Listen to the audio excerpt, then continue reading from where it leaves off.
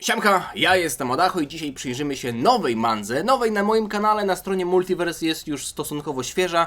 No jeśli bierzemy pod uwagę, powiedzmy, okres przydatności mleka, to nie jest świeża, ale na przykład makaronu to jest świeża. No bo jest ona już od kilku miesięcy na stronie Multiverse, ale czymże jest kilka miesięcy w porównaniu do całości trwania mangi, w ogóle Dragon Ball Multiverse. Także chodzi o mangę Bardock Tale Sky. Jest to manga, która się już zakończyła. Na stronie Multiverse są 4 rozdziały, także myślę, że jeśli Wam się pierwszy rozdział spodoba i mi się spodoba i będziemy chcieli sobie kontynuować tę historię, która, tak jak powiedziałem, jest dość krótka, bo 4 rozdziały to nie jest dużo w porównaniu do niektórych mang, które trwają po kilkadziesiąt rozdziałów, to sobie to będziemy po prostu czytać, zobaczymy o co chodzi. Jeśli chodzi o autora, jest to niejaki Sayazur. Nie wiem z jakiego państwa pochodzi Sayazur, ale tutaj zaraz się wszystkiego dowiemy. Nie ma tej mangi po polsku, także jest tylko angielska wersja na stronie Multiverse, także to żaden problem, chociaż no muszę przyznać, że doceniam to, że Multiverse, czy 321Y, czy Namekusei Densetsu są tłumaczone na język polski. I jeszcze jedna sprawa, o której muszę powiedzieć, czyli to, proszę Państwa, ostatnio na live'ie odbył się drugi turniej Adachoverse rzucania kośćmi Adacha, czyli w skrócie Tarka. Drugi turniej wygrał Yahoo, także zgodnie z obietnicą Yahoo przez 2H i 3U. Pozdrawiam Cię serdecznie. Jeśli chodzi o kolejną Tarkę, to będziemy musieli sobie troszeczkę na to... Czy to mój kot rozpierdala dom, czy to za oknem? Dla pewności zobaczę. Okej, to wyjątkowo chyba pies sąsiadów. No cóż, na trzecią Tarkę jeszcze sobie trochę poczekamy, a my przechodzimy do tej historii i na początku mamy słowo od autora. No dobrze, moje imię to Sayazur i jestem pasjonatem mangi, komiksów, retro gamingu i uniwersum Doktora Who. Już gdy miałem 8 lat, przebywałem na różnych stronach internetowych, żeby czytać różne fanmangi i teraz jest to moja przyjemność, żeby publikować tę akurat fanmangę na stronie Dragon Ball Multiverse. Ta historia to jest remake mojej pierwszej, fanmangi, przerzuciło, tak? Mojej pierwszej fanmangi, którą wypuściłem w 2019 roku. Czyli poprawił kolory i też niektóre elementy historii i pogłębił w niektórych momentach fabułę. Jeśli chodzi o rysunki, bazowałem na podstawowym uniwersum Dragon Balla. Czasami musiałem wrócić do niektórych punktów oryginalnej mangi, więc jest to normalne, że niektóre panele są, powiedzmy, przekalkowane, przerysowane identycznie, aby zachować konsekwencje. Cieszę się, że tutaj autor o tym otwarcie mówi. Mamy Uba. Celem tej mangi, czyli Bardock Tale Sky, jest, żeby opowiedzieć prawdziwą historię Bardocka, która została pospieszona w Dragon Ball Super Broly.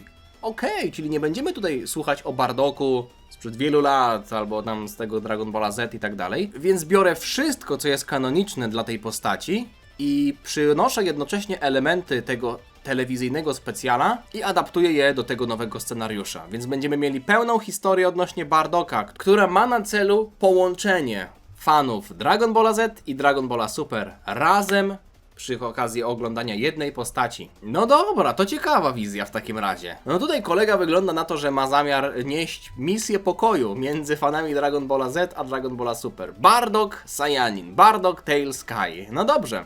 Wygląda na to, że mamy też nową zbroję Bardocka z tymi takimi bardziej kanciastymi naramiennikami, chociaż Bardock ma tę czerwoną opaskę na czole, a tej opaski w Dragon Ballu Super nie miał, także no już mamy na pierwszej okładce jakieś połączenie. Dawno temu Saiyanie żyli na planecie Sadala. W tych prymitywnych czasach Saiyanie reprezentowani przez Yamoshiego walczyli przeciwko królewskiej kaście prowadzonej przez króla Shiotte, czyli mamy lud Saiyan prowadzony przez Yamoshiego. Podejrzewam, że to jest tutaj Yamoshi po prawej, a po lewej mamy saiyańską kastę. Chociaż w sumie trudno powiedzieć, jak do końca wyglądał Yamoshi, zaraz się przekonamy. Co nastąpiło po tej konfrontacji, to, że planeta została zniszczona i tylko elitarni członkowie saiyańskiej grupy i ich dzieci mogli uciec przed destrukcją tego świata. Saiyanie przybyli na planetę Plant, która była rządzona przez Sufulian, bardzo zaawansowaną technologicznie rasę, która siłą rzeczy musiała respektować Saiyan pod przymusem tego, że ci chcieli przejąć i zniszczyć ich planetę. Królowi Vegecie II udało się wyeliminować Sufulian i razem z jego armią przejęli planetę i nazwali ją właśnie imieniem króla.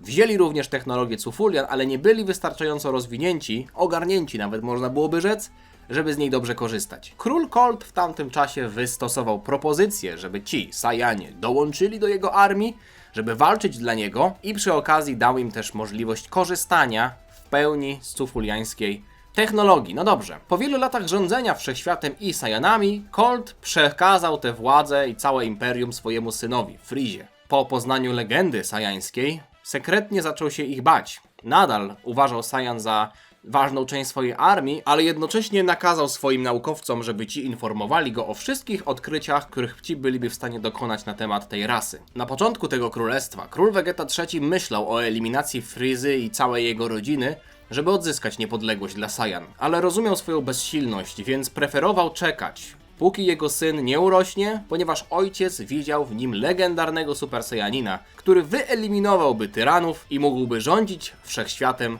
sajańską ręką. Południowa galaktyka, planeta Freeza 37. No i przechodzimy teraz do tego momentu, w którym Lord Freeza już sobie żyje, ale jeszcze jesteśmy trochę wcześniej niż ta historia, która pojawiła się w Dragon Ball Super Broly. Lordzie Freeza, przepraszam, że przeszkadzam, ale pospiesz się i powiedz, co masz do powiedzenia, żołnierzu. Tak, mój panie. Sekcja naukowa chciałaby z tobą porozmawiać na temat Saiyan. Saiyan!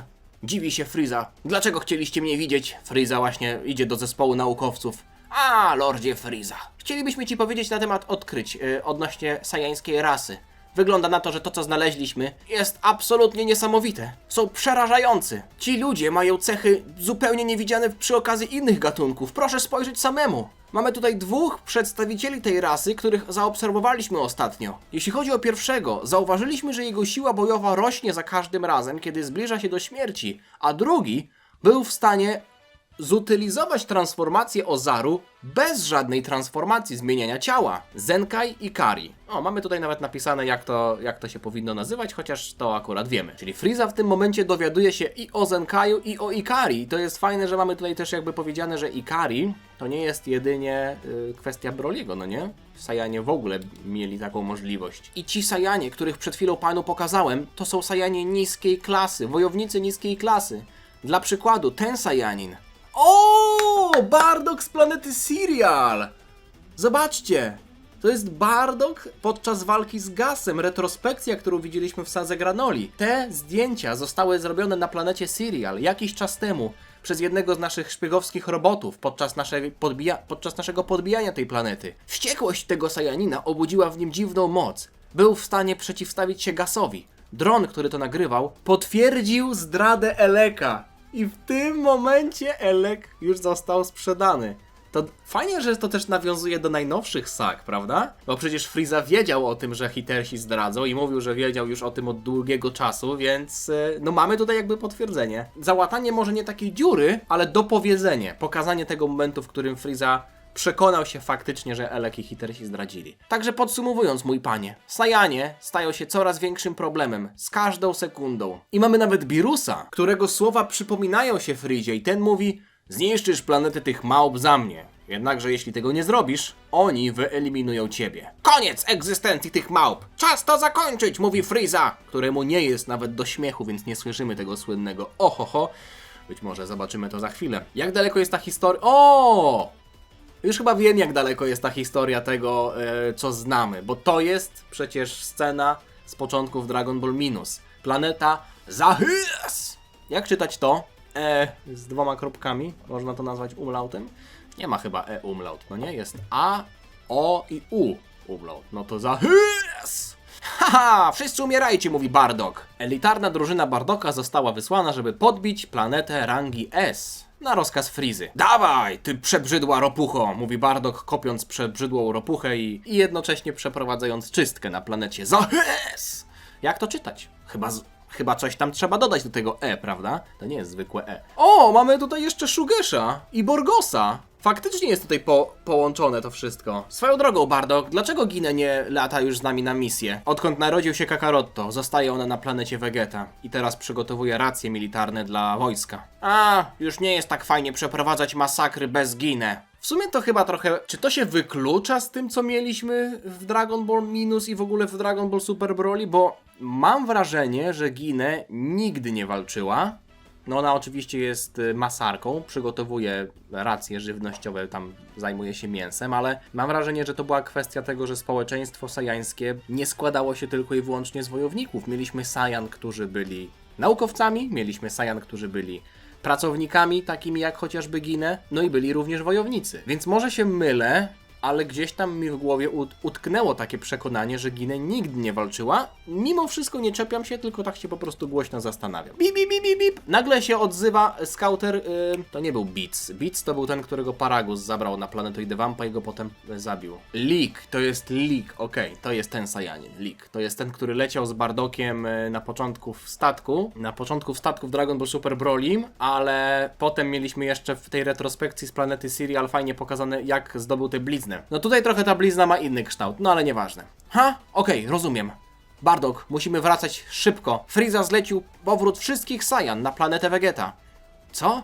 Co to ma znaczyć? I teraz widzimy tę sytuację, którą znamy. Biorąc pod uwagę te informacje, wszyscy musimy wrócić, nawet pomimo tego, że nasza misja się dopiero zaczęła. Ale ja nie wracam. Rozkazy tego drania są nie do zniesienia, mówi Leek, który prowadzi ten statek. Był on Scouter, mogą nas usłyszeć. Odpowiada Bardock, to też znamy.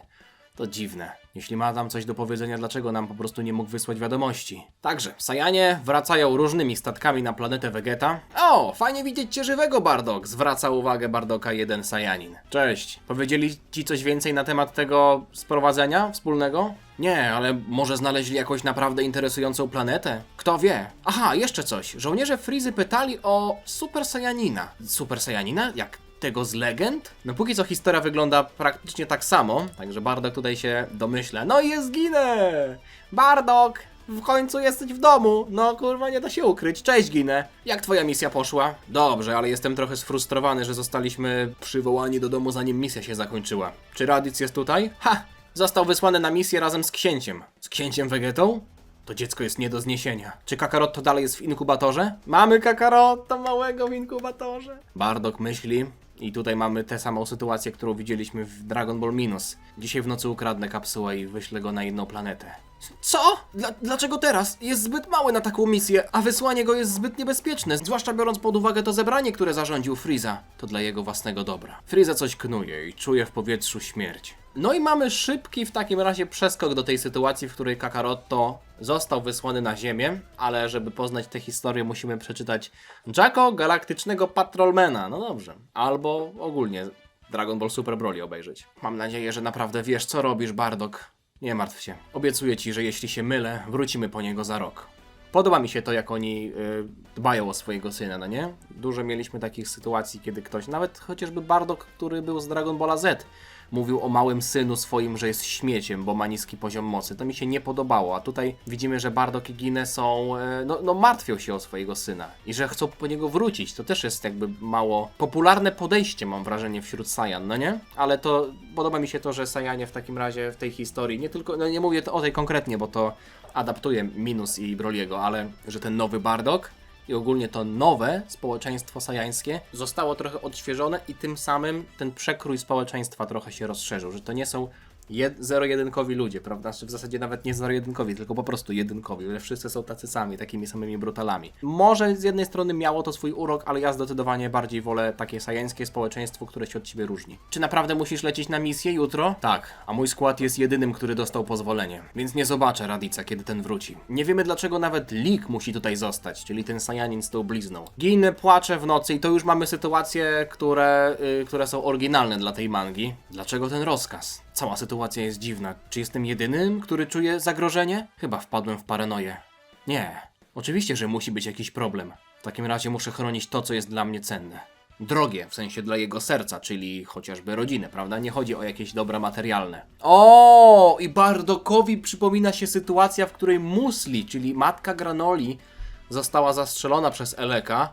I wyobraża sobie sytuację, w której Ginę miałaby zostać zastrzelona. To chyba jego sen, prawda? Albo jakieś tam czarne myśli. I przypominają mu się jeszcze słowa Eleka. To nie jest tak, że Bardockowi się coś wydawało. W jego głowie były już zasiane wcześniej ziarenka. Nawet Gas przecież wspominał o tym, prawda? Kiedy już o tym rozmawiamy? Nie wiesz, co Frieza tak naprawdę planuje z wami, prawda? Uważaj, jeśli będziesz się tak guzdrał, meteoryt może spaść ci na głowę. Przecież Elek wypowiedział takie słowa, prawda? Albo przynajmniej podobne. Co on miał na myśli? Już teraz nie ufam Frizie, ale ta sytuacja tylko wzmaga moje lęki. Cholera, naprawdę nie wiem co robić i co myśleć. Muszę się zrelaksować, rano wylatuję na misję.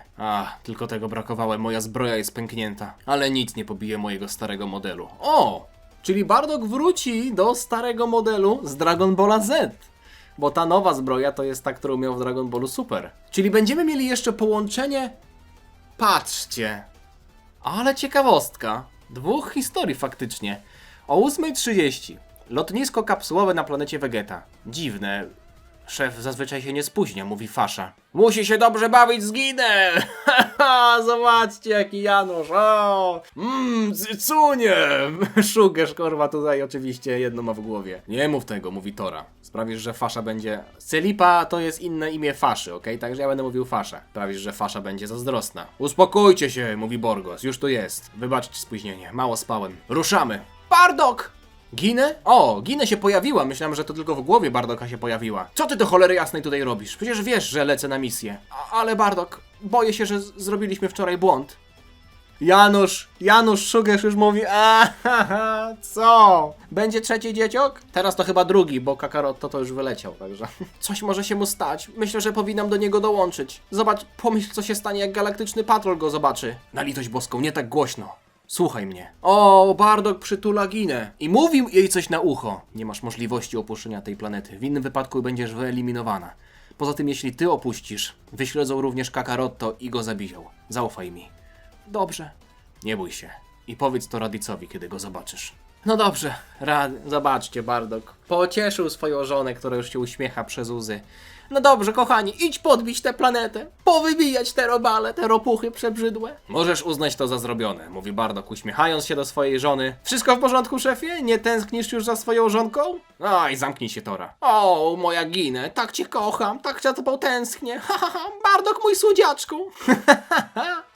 No właśnie, ojeju, Bardok tutaj został wyśmiany przez swoją ekipę, że się kocha z żoną. Ale to co to się śmiać? To ile mamy lat, kurde bele? No przecież to fajnie, że się tak dogadują. Dobra, idziemy czy nie? Bo już nie wytrzymie, mówi Szugesz, wąsacz. Dobra, lecimy. No i kapsuły lecą. Ostrzegam was, ludziki, nie chcę zmarnować żadnego czasu, dobra? Robimy szybką robotę i wracamy. Przylatujemy w noc, która będzie miała pełnię, więc użyjemy tego. I to jest koniec pierwszego rozdziału. Zobaczymy jeszcze okładkę drugiego.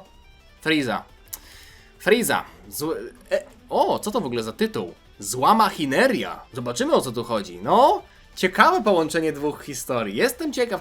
Rysunki, jak widzicie, no nie są też bardzo jakoś porywające, ale nie są złe. Umówmy się, że nie są złe, ok? Jestem przekonany, że ta historia będzie miała jakieś emocjonujące momenty, bo ja już teraz się wciągnąłem. Bo ja, widząc, że to nawiązuje do tych wydarzeń, które znam i lubię, mówię tutaj o historii Bardoka, zresztą obie historie Bardoka lubię, to już mam w głowie coś takiego zasiane, że patrzę na tę historię w taki sposób, jakby to była oryginalna historia. Tak zawsze podchodzę do tych fanowskich mang, które też nawiązują do tych kanonicznych wydarzeń. Także ja się cieszę, że ta manga powstała, będę ją czytał dalej. Jeśli wam się podobało i chcecie zobaczyć kolejny rozdział, to możecie zostawić lajka i zostawić komentarz i napiszcie mi tam, co sądzicie. Pierwszy rozdział zakończony, niedługo się widzimy w drugim. Ja jeszcze raz pozdrawiam użytkownika Yahoo.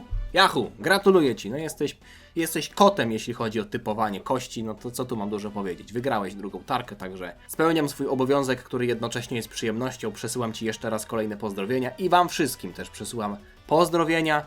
Dziękuję, że dotrwaliście do tego momentu. Widzimy się niebawem, trzymajcie się, na razie, cześć.